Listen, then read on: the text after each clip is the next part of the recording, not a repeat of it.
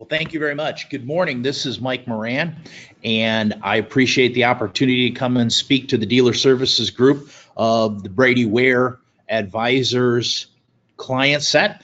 We're going to talk briefly today a little bit about understanding and then mitigating your risk of cyber fraud in today's social environment. Again, I'm Mike Moran, and my company is Affiliated Resource Group, and we spend the majority of our time helping growing and mid-market businesses understand and satisfy their cybersecurity, compliance, and IT support requirements. So with that, we'll just jump right into the presentation. I'm going to spend the next 25 to 30 minutes helping you understand, and I look forward to sharing this information with you. So the goal for today is to talk to you about a couple different things. So what is data protection and why does it matter? What are some of your security risks today? How do you determine your requirements? And really kind of questions that you might want to ask as a business leader, as well as we'll touch a little bit about how some of the changes in the new compliance laws may affect you, as well as the idea of what's next.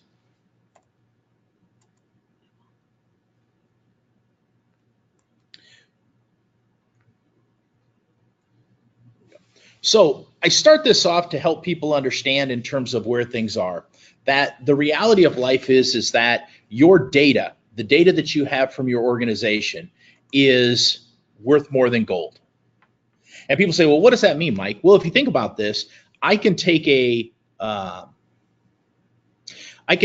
drive and I can load all of your customer information on that thumb drive.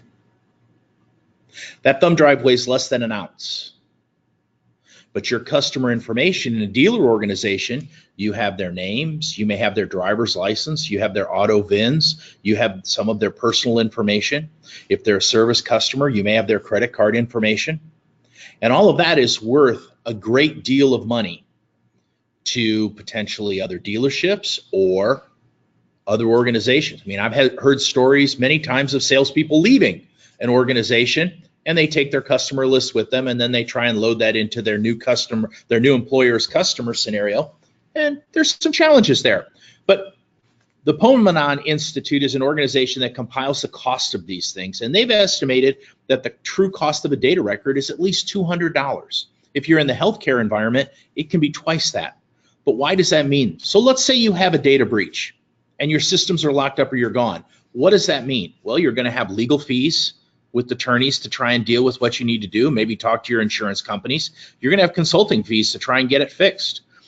Really important for many firms is we've got a lost productivity. If I can't get access to my systems, then golly, my team can't do work orders. It's pretty hard to sell parts and contract those parts if I can't get access to my system. You may have to replace your data. We had one client of ours who actually lost a week's worth of data and they had to re-enter all of that stuff into their system. A lot of time and money. You may lose some of your customers. In a recent study by Verizon, up to 65% of the people made a comment that they would strongly consider an alternative if they knew that that company had been hit by a data breach. Obviously, depending on where you are in compliance scenarios, there's lawsuits and fines that drive with that. So the key point is just because you're a small business doesn't mean your customers are any less valuable. You've got to make sure and start looking at your data and your productivity, your systems in a very important manner. So we typically think of a criminal as maybe somebody who's, sitting in their grandmother's basement fooling around. It's not that way today. Today, cybercrime is a billion-dollar-plus business. And who benefits from it? Who's doing it today? Well, if you think about it, there are rogue governments. We've seen countless stories in the news. We've seen countless activities and accusations of many countries are running cybersecurity groups to try and steal intellectual property and information that they can profit on. Organized crime is doing that. The Nigerian groups are still out there sending out the traditional email of the son or the cousin or the sister of the minister of XYZ, and they have a bunch of money to move and they want you to help them. And there's plenty of white-collar criminals that are out there doing it. So it's not just a bunch of rogue folks out there on their own. This is an organized approach to get things taken care of and take money from you. People say, well, okay, so what does that mean? Every day we hear about different organizations getting hacked. One of the more widely known popular one was Equifax, which was the financial services firm. 145 million individuals. Well, where did all those compromised credentials, all that information they stole, where does that go? It went to a place called the dark web. And the dark web is various websites on the internet where people that are interested in not doing good things can go to buy and sell information.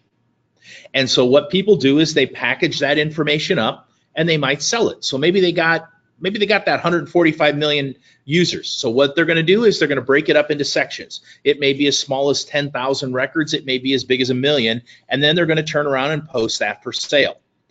Here's an example of where some of those things can get. So that if as part of that information, I got your personal information, your name, your social security number, your address, I could then turn around and bundle that and sell it to someone who wanted to do fraud, or they wanted to go through and find out other information. Here's just a range of what those things cost today. If you notice, they use the dark web to actually turn around and buy software programs that enable hacking. They do a whole lot of other things that are out there. So this is there. And people say, well, why can't the government shut it down? Well, sometimes it's hard to find those, but they keep popping up. If you recall, a number of years ago, there was a website called the Silk Road that was part of the dark web that did get shut down.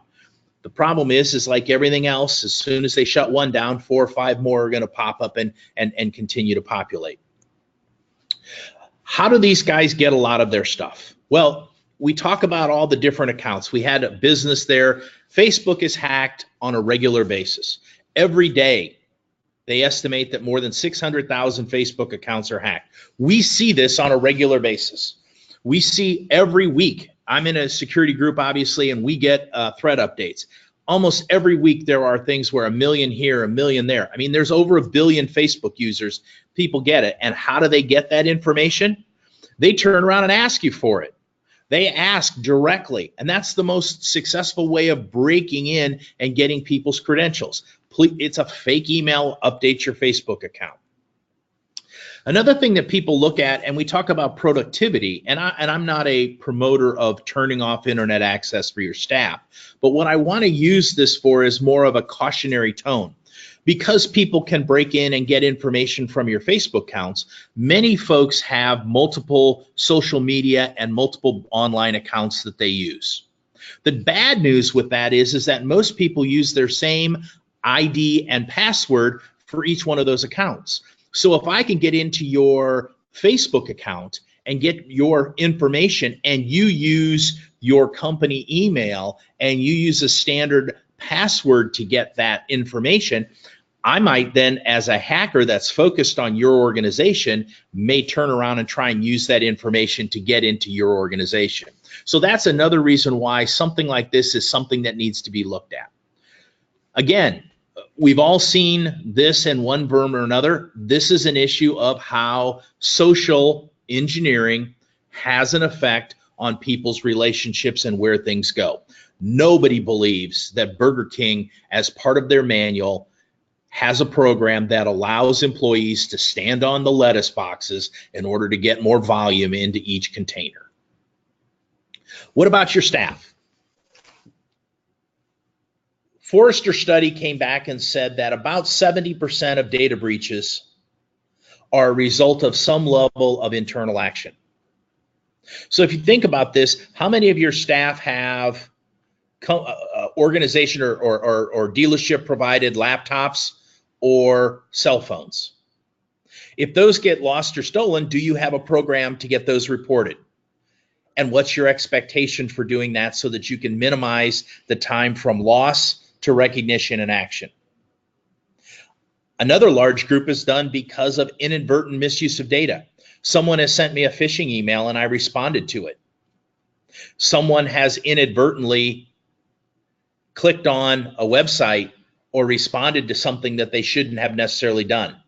And then there is a small percent that is done by, people call it malicious insiders, some people saying they should, but when you have people that leave, we discussed that. You also have people that just are disgruntled and do that. So if you think about it, that's a pretty good scenario of where these data breaches have. So it's really important for an organization, a dealership, if you will, to consider these things and start building a plan to make sure that you can start protecting the firm from those situations. So you heard me mention the idea of phishing and its variants. There's really 3 different things, but the idea of phishing is someone sends you an email with the action or expectation that you're going to respond in some way and either take an action or provide some credentials and information so that they can do malicious activity to you or your organization. And there's 3 different types. There's phishing, spear phishing, which is more specific, and we see this as also executive phishing, and then a scenario called phishing where someone uses the phone to do this.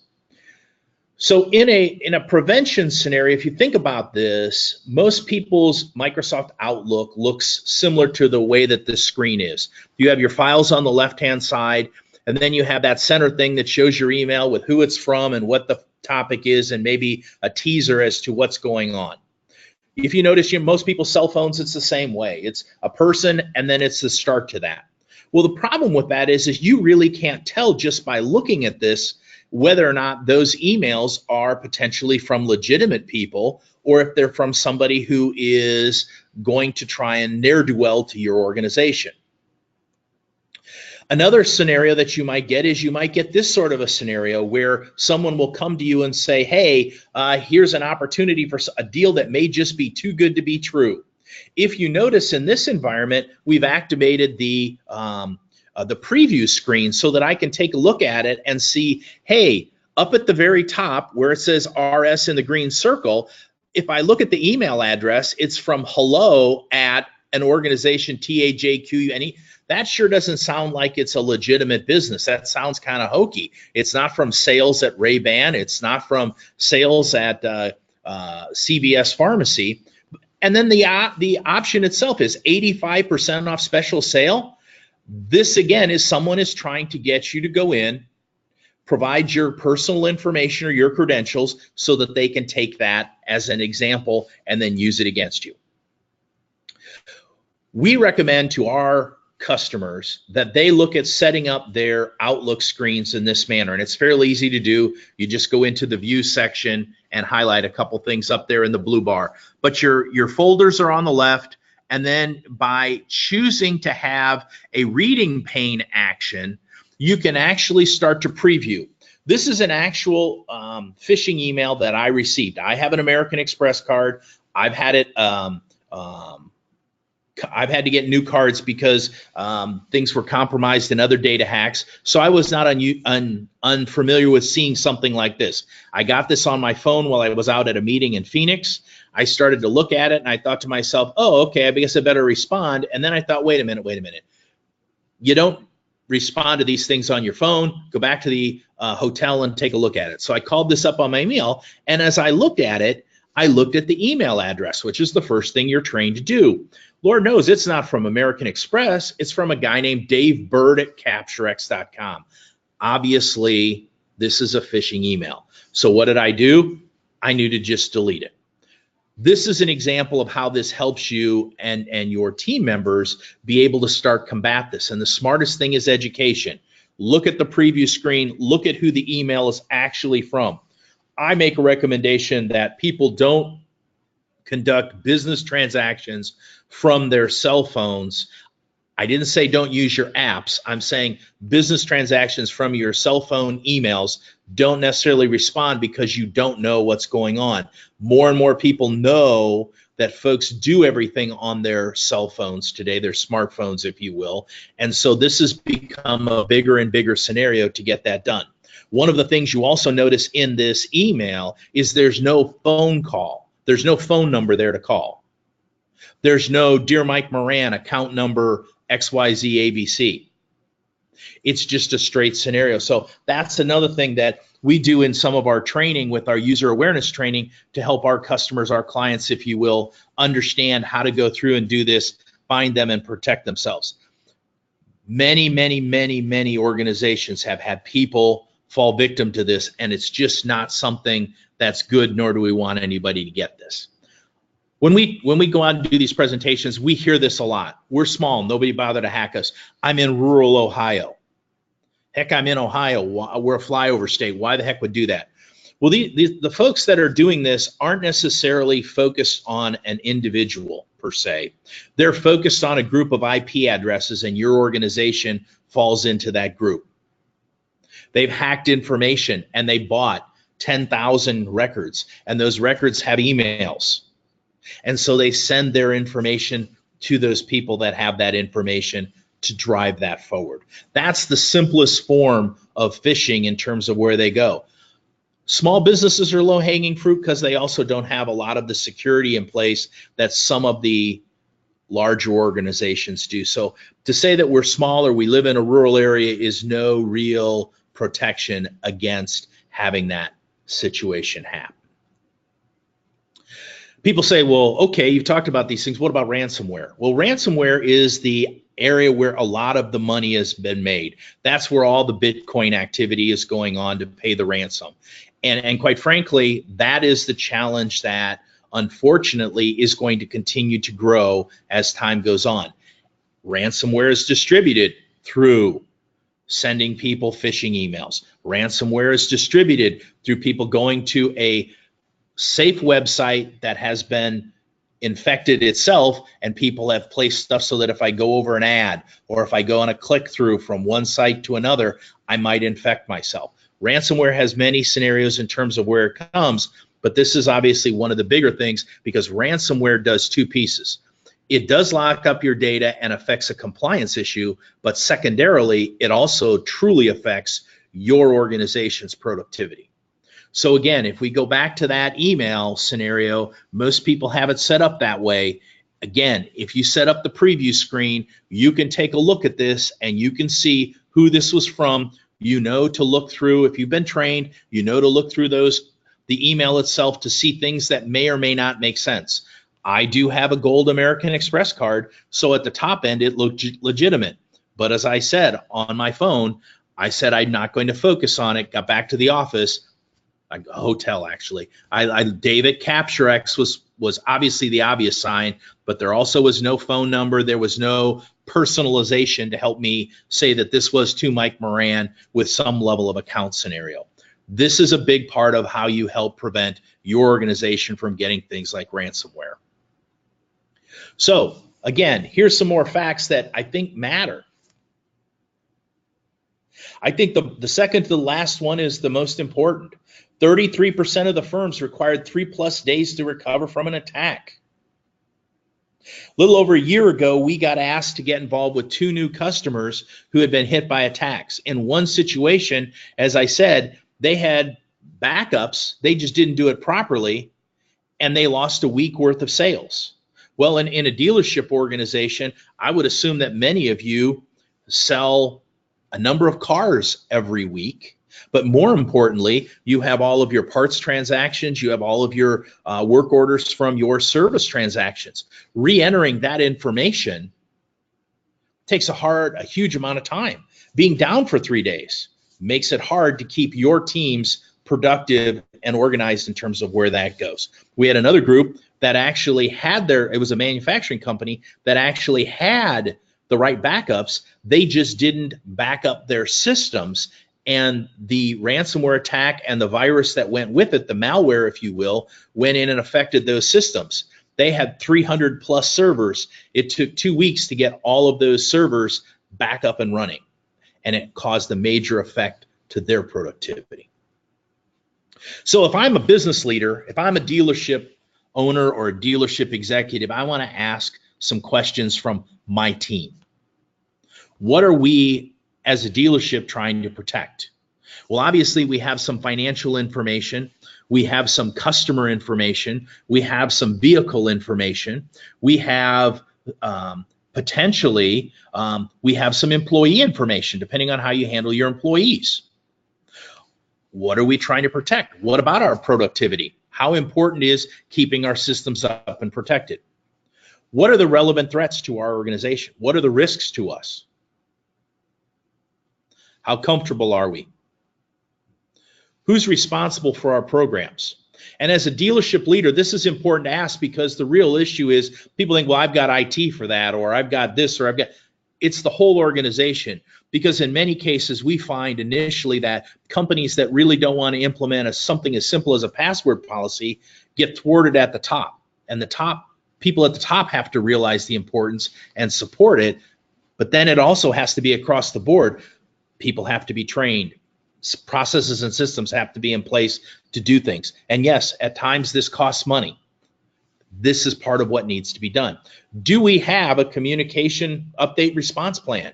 If something were to happen to us, do we have a plan to respond if it's a compliance related issue? If it's a general systems down, how do we respond if all of a sudden we do get hit with ransomware to our customers that call for service? Do we call and cancel the service? Do we tell them that our systems are down and we really can't help them? How do we respond to that so that we have the best case scenario to, number one, address the issue, number two, be able to take care of the communication functions that come with it? When was the last time we reviewed our systems? If it's been 18, 24 or more months, it might be time to take a look at those things again. And not just a simple review, that's a start, but the idea of, hey, what have we added to our system since then? I would assume that most of you have updated or added to your systems over the last 2 to 3 years to add new features, functions, connections to move things forward. And then lastly, are we in a position to do this ourselves? I said I was going to talk a little bit about compliance. I'm not going to read a whole lot to you. I just want to point out some things for you that as dealerships, you do have some compliance responsibilities in the state of Ohio.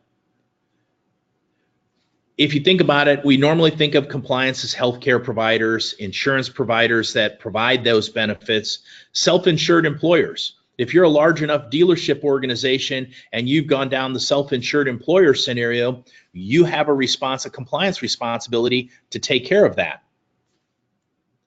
School systems, local governments, nonprofits, and then businesses provide services that would allow them to access to personal information. I see there should be 2 I's instead of an H there. Somebody did a fat finger. But what this means is that in your case as dealerships, you do gather information that would fall under Ohio law. You do have people's, obviously their names. In some cases, you have their driver's license numbers. In some cases, you may have or control their credit card information. So if you have that, you have a responsibility from a compliance perspective from the state of Ohio to protect that. And if something happens to your systems that could compromise that, then you're responsible to follow certain steps for reporting and remediation. As I said, Ohio has 2 laws. They have a data protection law that talks about exactly what I just said. And then obviously there's a HIPAA law that you may have if you're a self-insured employer in terms of where that goes. And I've highlighted this. The Data Protection Act for the state of Ohio that was passed in 2006 has a scenario that says if your organization has a breach, you have a 45-day legal responsibility to notify the people that could have been involved in that breach about the situation. So if you think about it, as a dealership, you may have your customers, you may have your employees. If you get hit with ransomware, you've got to notify all of those folks that you had an issue, not to mention getting it fixed and getting it taken care of. Now, why does this matter? Ohio is pretty lenient at 45 days. State of New York has a 3-day program. Unfortunately, many states are also looking at that program, and they're going to start adjusting whatever data protection activities they have. 49 of the 50 states today have some form of a Data Protection Act in place today, and those are constantly being reviewed and updated. So why now? Well, it's been the law, and while we talk about the current administration in Washington, D.C. as being very popular about saying that they are reducing business regulations in that, the reality is in compliance enforcement, it is one area that they are stepping up that because they recognize the huge risks to both consumers and organizations of not following through and addressing the things that they need to do. In addition, we're also seeing it starting in the healthcare environment where if people are fined and incur penalties from the government, that there are legal ramifications now where people are actually starting to put together and file class action lawsuits for negligence and malpractice. Haven't seen it directly come across yet to the business side, but that's something that I can assure you is probably going to start happening. Ohio then, to address some of this, they passed the new cybersecurity safe harbor law that basically says if you have a written, implemented cybersecurity plan to protect your organization in place and you are following it, it's not just create it and put it on the shelf, and you are following it, then as an organization, you would not be able to incur civil liabilities. You would have an active defense if someone sued you for negligence in terms of where that goes. This is an important step. Number one, it's saying if you haven't put the plan in place, you'll be protected, but it's also saying if you don't have one, well, you know, you're now liable. Be aware of that. One of the things they reference is this NIST cybersecurity framework. NIST is the National Institutes of Standards and Technology. When we do our security work for our customers, we put our programs in place for them to follow these 5 scenarios. You can see what they are. We can spend time, if you have questions, working with the Brady Ware team to help you get answers to how you would address these things. But typically, most people focus on the protect. They put an antivirus, maybe they put an anti-malware. They have a firewall. Those are the things they put there, but they don't address the newer things that are important and where we see it from identifying what you've got so you truly have asset management, you have an annual risk assessment, you have a strategy, and then that idea of detection and response and recovery. And if you notice under protect, some people put awareness and training under protect, some people put it under detect, but having those plans and things in place so that if you do have a problem, you're in a position of recognizing it as soon as possible, addressing it as soon as possible, and being able to drive forward. So we recommend to our customers, there's 3 steps. Get a threat assessment. Start with the risk assessment to understand what you've got, where you are. It proverbially puts that stake in the ground. Second, a solid threat assessment should give you an action plan. I'm going to talk about that in a second. What do we need to do and why? And then the third thing is that once you've done that, don't go away, follow up with ongoing maintenance. So we as an organization put together ongoing compliance programs for our customers that require them. But if you think about this, it's that issue of how do we put in place that plan to protect us, and then on an ongoing basis, what are we doing to ensure that we stay protected? It's one thing to buy and implement antivirus software, but if you aren't verifying that every month you're making sure that every workstation, every server in your facility are being updated, you're kind of dropping the ball. And then I talk a little bit about what is an incident response or a breach response plan. You can read this on the accompanying deck and understand it, but it's important to explain here's what those things are, and then here's the importance of this breach response plan and why it's there to get done. I think this is key, and going forward, this is going to become a key part of every, what I'm going to call industry leader organization is going to want to start looking at from how they drive their business. I have a cybersecurity plan, and part of it is a plan response overview program.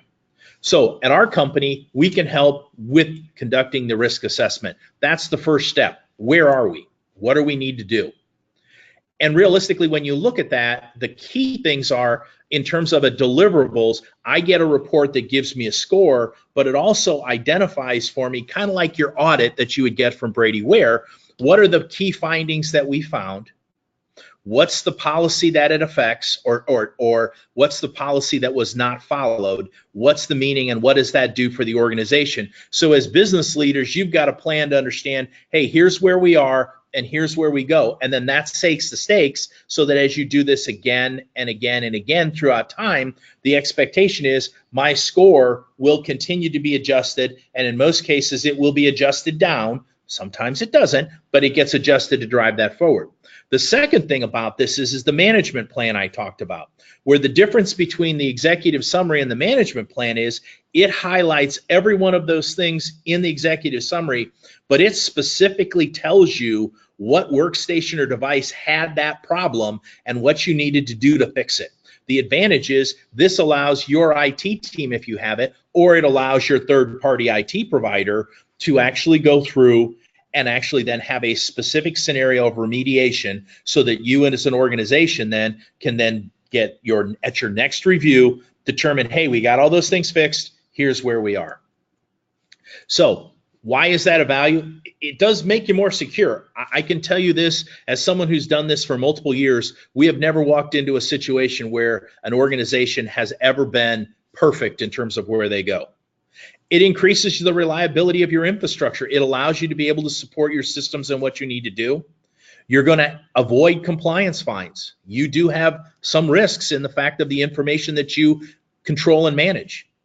And it also helps drive awareness of security. So from a business end, this is key. So I would recommend this.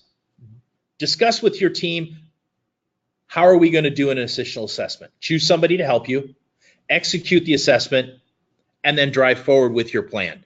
I think that's key. If you have questions or you had, hey, how do I get more information or what else can I do? Contact your CPA, your partner from Brady Ware. You can reach out to Sam and they can obviously help you. If you've got local resources that help, great. If you need some help otherwise, be happy to call them, and I'm sure Sam can give you some advice on either how to get a hold of us or how you can address these things yourself. Thank you very much for your time. If you have questions or assistance, here's my contact information. It's been a pleasure. Thank you very much. Have a great day.